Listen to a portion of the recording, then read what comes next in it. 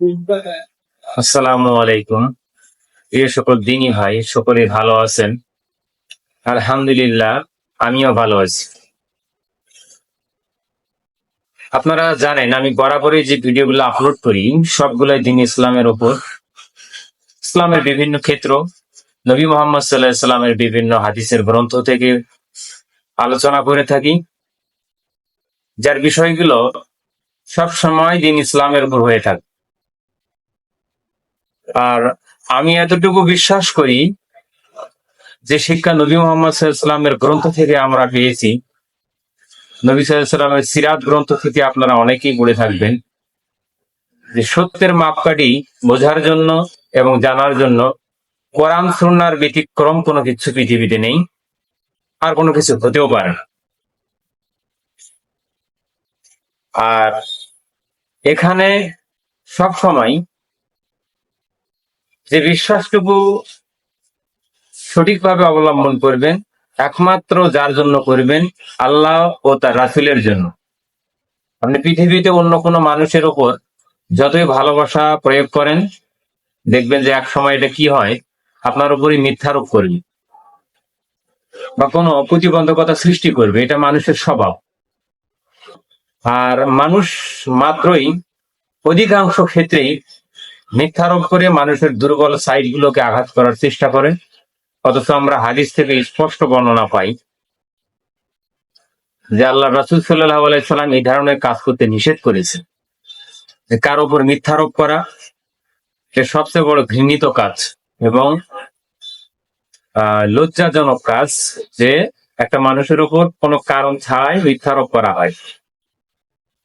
আর মিথ্যারোপ করার জন্য কোনো ক্ষেত্রর প্রয়োজন নাই, চাইলে যে কোনো ভাবে মিথ্যারোপ করে থাকে মানুষ। তো প্রিয় সকল দিনী ভাই এবং প্রিয় সকল দিনী বোন, আমি সকলকেই বলি এই সমস্যাগুলো ব্যাপক আকারে ধারণ করে, বিশেষ করে গ্রাম অঞ্চলে আরো অনেক বেশি সমস্যাগুলো বোঝা যায়। সামান্য কিছুতে গ্রামের মহিলারা একে অপরের সাথে ক্যাচাল করে, আমরা যেটা বলি, বা খারাপ কথা বলে বিভিন্ন ধরনের অকাট্য ভাষায় গালিগালাজ করে, কোনো কারণে অকারণে কারো উপর মিথ্যা কথা বলে দোষী সাব্যস্ত করে বড় হতে চায়। আসলে এটা ভালো দিক নয়। তো যা হোক, আজকের যে হাদিসের বিষয়ে আলোচনা করবো সহিহ আল বুখারীর গ্রন্থ থেকে, অধ্যায় নম্বর 38। আজকের যে বিষয়, নবী সাল্লাল্লাহু আলাইহি সাল্লামের উপর মিথ্যারোপ করা পাপ। কি ধরনের পাপ, কেমন পাপ, এই বিষয়ে বিস্তারিত আকারে তুলে ধরার চেষ্টা করব ইনশাআল্লাহ। আর আপনারা জানেন যে নবী মোহাম্মদ সাল্লাল্লাহু আলাইহি সাল্লামের উপর যারা মিথ্যারোপ করে, পৃথিবীতে সবচেয়ে নিকৃষ্টতম জাতি হচ্ছে তারা যারা নবী মোহাম্মদ সাল্লাল্লাহু আলাইহি সাল্লামের উপর মিথ্যারোপ করে থাকে।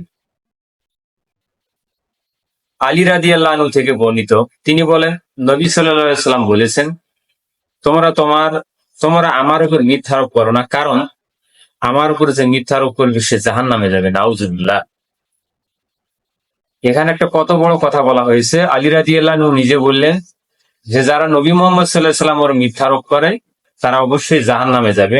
আর আল্লাহ রাসূল সাল্লাল্লাহু আলাইহি সাল্লাম নিজেও এই কথা বলেছে। এই কাজটা কখনোই করা যাবে না। পৃথিবীতে যারা মোহাম্মদ সাল্লাল্লাহু আলাইহি সাল্লামের নামে বিভিন্ন মিথ্যারোপ কথা, অজুহাত এবং অকাট্য ভাষায় কথাবার্তা বলে বিভিন্ন ধর্মাবলম্বী লোকেরা, এমনকি মুসলমানদের মধ্যে কিছু নাস্তিক তৈরি হয়, তারাও বিভিন্ন ধরনের কথা বলে। প্রিয় সকল ভাই, ওই নাস্তিকদের প্রতি আমি বলে যাই, আপনারা এই কাজ কখনোই করবেন না।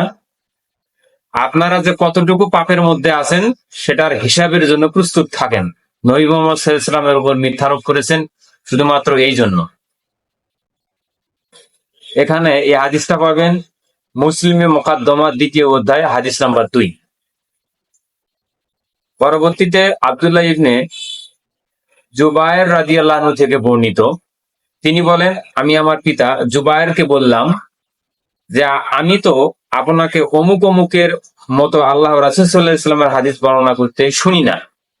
তিনি বললেন, জেনে রাখো আমি তার থেকে দূরে থাকিনি, কিন্তু আমি তাকে বলতে শুনেছি যে আমার উপর মিথ্যারোপ করবে সে জাহান্নামে তার ঠিকানা বানিয়ে নেবে।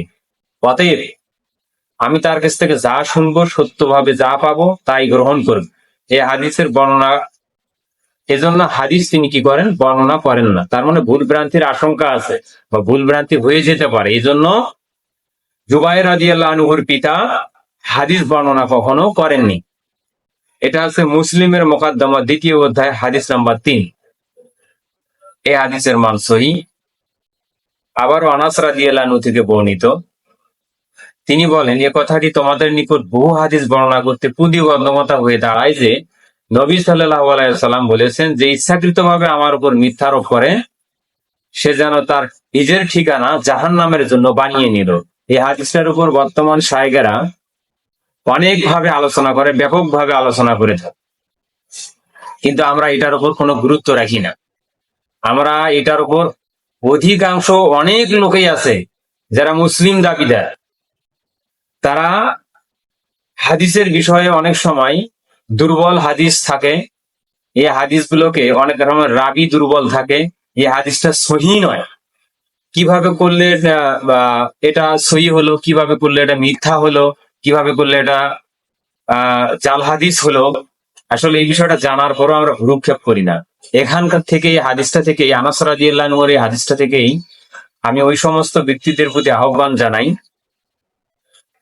তারা যেন এটা বেশি বেশি দেখে এবং বিষয়টা বোঝার চেষ্টা করে যে আসলে যখন কোনো হাদিস বর্ণনা করবে তা যেন আল্লাহ তার রাসূলের কথা হয়ে থাকে। যদি এই কথা আল্লাহ তার রাসূলের না হয়ে থাকে তাহলে সে তার নিজের উপরে জাহান্নামের ঠিকানা বানিয়ে নিল। এটা আছে আধুনিক প্রকাশনী 106, ইসলামী ফাউন্ডেশন 109। এটার হাদিসের মান সহিহ। পরবর্তীতে তিনি বলেন, আমি নবী সাল্লাল্লাহু আলাইহি সাল্লামকে বলতে শুনেছি, এটা সালমা ইবনু আকওয়া রাদিয়াল্লাহু আনহু থেকে বর্ণনা করেছেন, যে ব্যক্তি আমার উপর, নবী মুহাম্মদ সাল্লাল্লাহু আলাইহি ওয়াসাল্লাম বলতেছেন, যে ব্যক্তি আমার উপর মিথ্যা আরোপ করলো, আমি বলিনি সে জাহান্নামে যাবে, তবে সে তার ঠিকানা জাহান্নাম বানিয়ে নিল। এই হাদিসের মান সহিহ। আবু হুরায়রা রাদিয়াল্লাহু আনহু থেকে বর্ণিত, কেন বলা হয়েছে যে নবী সাল্লাল্লাহু আলাইহি সাল্লাম বলেছেন, তোমরা আমার নামে নাম রেখো, কিন্তু আমার উপরে কুনিয়াতে তোমরা নাম রেখো না। আর যে আমাকে স্বপ্নে দেখে সে সঠিকই আমাকেই দেখে, কারণ শয়তান আল্লাহ রাসূল সাল্লাল্লাহু আলাইহি ওয়াসাল্লামের আকৃতি ধারণ করতে পারে না। সে যে ইচ্ছা করে আমার উপর মিথ্যারোপ করে সে যেন জাহান্নামে আবাসন বানিয়ে নেয় এবং জাহান্নামে তার ঠিকানা বানিয়ে নিল। অবশ্যই আমাদের চেষ্টা করতে হবে আল্লাহ রাসূল সাল্লাল্লাহু আলাইহি ওয়াসাল্লামের হাদিসটা সহিভাবে বোঝার জন্য এবং এর উপরে আমল করার চেষ্টা করতে হবে। মুসলিমে মোকদ্দমা 2 নম্বর অধ্যায় হাদিস নম্বর 4।